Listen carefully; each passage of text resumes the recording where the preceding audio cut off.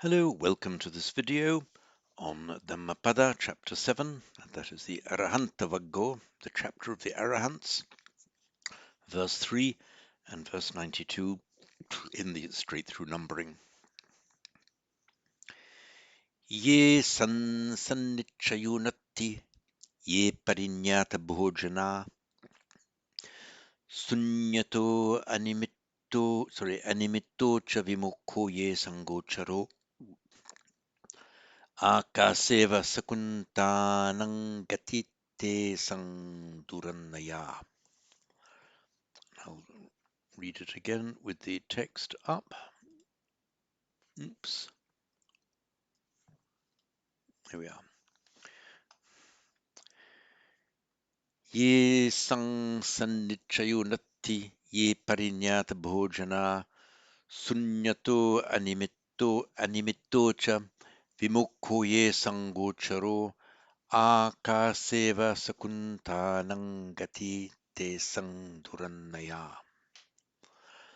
Now, apologies, in an earlier version of this, I had put the word gocharo in this point where it should be durannaya.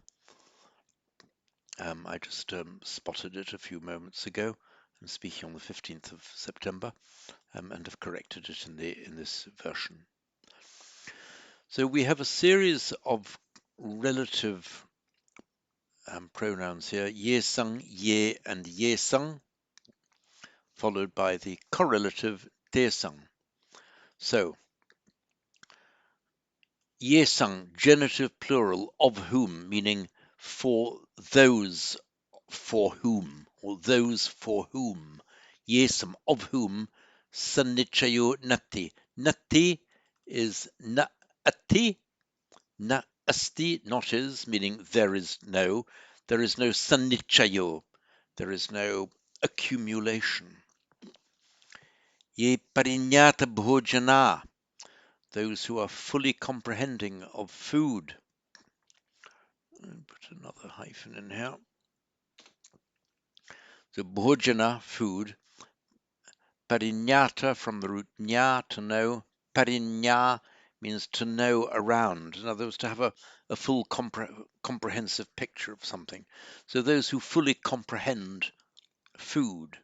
I'll get rid of these full stops as well. By that, I understand that to mean who are fully comprehending of the attachments to food and the dangers of the unwise and unskillful attachment to food.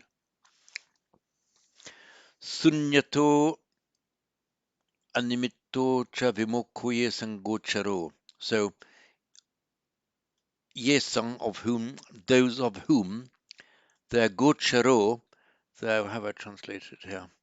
Their pastoral domain, that's their dwelling where they like to be, their home, of whom the home is sunyato, empty, animitocha, and signless, vimokho, liberation. Gati tesan durannaya, tesan, their gati, their going. Gati is literally just going. Their going is durannaya, difficult to follow. Akaseva sakuntanam. So, akaseva sakuntanam gati. So, like the going, they haven't repeated, the poet hasn't repeated going here, it's unnecessary. So, gati tesing durannaya, their going is difficult to follow. Akasefa sakuntanam, or sakunanam, like, understand, the going of birds, akase, in the sky. And va, the cognate, no, this is the same as word as the Sanskrit iva, meaning like, similar to. So a bit of unpacking of these words. The sannichayo, oops, there we are. It's our root chi, meaning to pile up, heap up, to accumulate. And it makes its verbal noun in chaya. So nichaya, means a heaping up, an accumulation, and further emphasized by prefixing sam. So sannichaya, a heaping up, an accumulation, means that just to spend their entire time accumulating worldly goods. We can make the opposite by vichaya. That means unheaping. And we have the expression Dhammavichaya, often translated as analysis of phenomena, analysis of states of being, that is, unpacking, uh, deconstructing, deassembling, unheaping, pulling it apart to see what it's like. That's the vichaya. So vichaya and nichaya are opposites. So those of whom there is no accumulation, parinyata bhojana, this prefix pari as the basic meaning of around. It's like the Greek peri, as in perimeter, pericardium, and peritonium, peri meaning around. So you talk about they perignose, who perignose food, mean who know all about it, whose knowledge encompasses it, goes round it. This is a compound, parinyata bhojana, those whose food is well understood. Yesangocharo, those people of whom the domain is sunyato animitocha, vimukho, vimukha, liberations, from the root much. Sorry, I've been writing on my iPad without showing it to you. There we are. Chi, nichaya, sanichaya. I put in the nominative form there, stem form, some nichaya and vichaya. And so we look at much, meaning to let go or to liberate. The original meaning was just releasing something out of the hand. And it can make a verbal noun in just by adding a t. But we know a ch can't precede a t, so that becomes mukti. And we get also vimukti in Sanskrit, and in Pali, as usual, that becomes vimutti, like the famous work, the Vimutti Magga, the path of liberation. It can also make a verbal noun with guna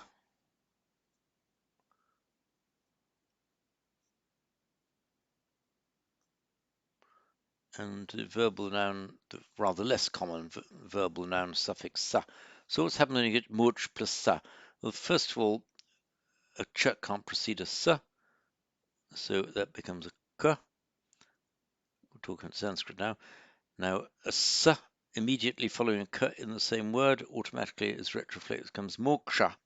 So moksha, liberation. And in Pali, by regular phonetic mutation, that becomes mokha. And equally, you can put a V in front of it, vimoksha, vimokha. And that is how we get to, call it up, here we are. That's how we get to vimokho, nominative singular form, whose domain is sunyato animito cha vimokho, who is empty and signless liberation. Nimitta, there's some doubt actually as to the etymology of that word. It's a bit difficult to track. It basically means a sign. So an animitta means without sign, signless. The word here, sunyato, empty. Mostly, the word in Pali for empty is just sunya. That is in Sanskrit, shunya.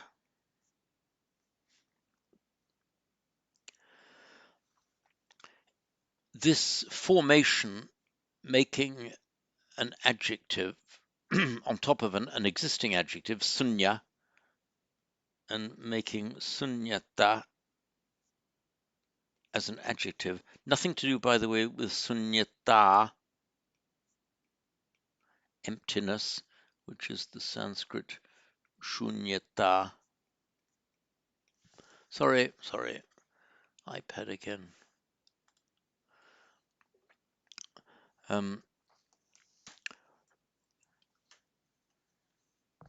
Sunyata is an irregularly formed adjective. I'm not offhand aware of any other adjective that forms itself like that, where you have the existing sunya, cognate with the Sanskrit, well, cognate, same word as the Sanskrit shunya, and then making another adjective on top of it, sunyata.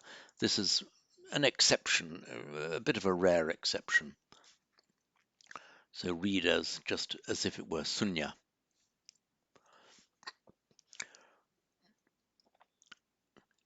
Desang gati, they're going. It's from the root gum. Let me call back iPad again. So we have the root gum.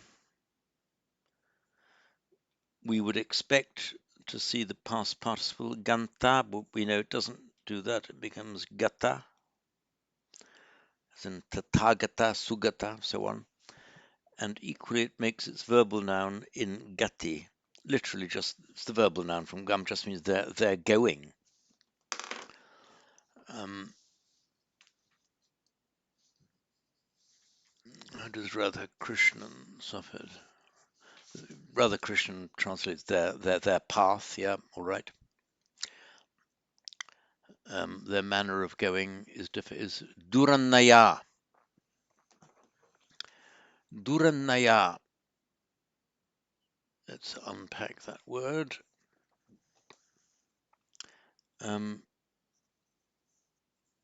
It's from the root e, to go.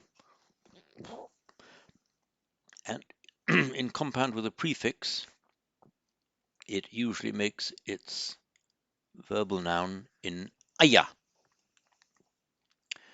So anu plus e means to follow. Anu means it's the idea of following, going along with, in conjunction with, often because of coming along behind. So anu plus aya in Sanskrit, anvaya, anvaya, and in Pali, annaya, and with the prefix du, becoming dur before a following vowel. Pali follows the Sanskrit here. So durannaya means difficult to follow. And that's probably intended in both senses here, difficult to follow in the physical sense. The bird has left no track, therefore you can't follow the tracks, left no tracks in the sky, and difficult to follow in the sense of comprehending. You cannot, difficult to comprehend them, to understand where they're going, why they're going, what they're doing. I think it could have both connotations here. So secuntanum or secunanum of the birds. Secunta is a particular species of vulture. Secuna is just an ordinary word for a bird. I tend to favor the secuna because we're here not talking about a particular species of vulture. We're talking about any birds. That's the whole point of what he's saying. A common phenomenon, birds flying in the sky, they leave no trace in the air. So akaseva, as if in the sky of birds. Understand the going. This gati, their gati, tesen gati durannaya, their going is difficult to follow. Akaseva sakuntanang gati. So you don't need to repeat the gati, it's understood. So their gati, their going, their traveling, their path is difficult to follow, just like the path they're going, sakunanam of birds, akase, in the sky. Akase, there is the root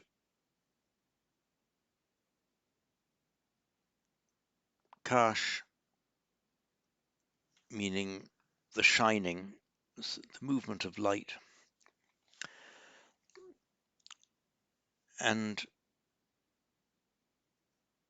make a verbal noun of that, kasha. In Pali, of course, akasa. The imagery behind that, it means space or the sky. The imagery behind that is that it's empty space through which the light can shine without obstacle. That is the imagery, that's how they've made this word for space, where the light can shine on, shine akasha, shine forth, shine out. Some of you may know the word okasa, which means opportunity, and in Sanskrit it is avakasha, literally shining down. So the idea is the opportunity, the idea is leaving space for something to happen. Not making it happen, just clearing the space, allowing it to happen.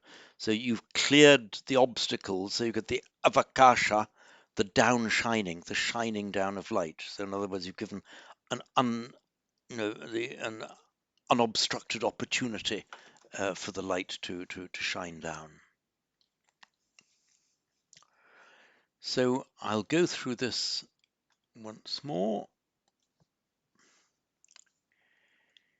Ye sannitchayunatti, ye parinyata bhojana, sunyato animitto chavimokho ye sangocharo, akaseva sakunanang gatite sandurannaya. And once more. Ye sannitchayonatti, ye parinyata bhojana, sunyato animitto chavimukho ye sangocharo, akase vasakunanang gatite sangdurannaya. By the way, just mentioned, gati, of course, is a feminine noun.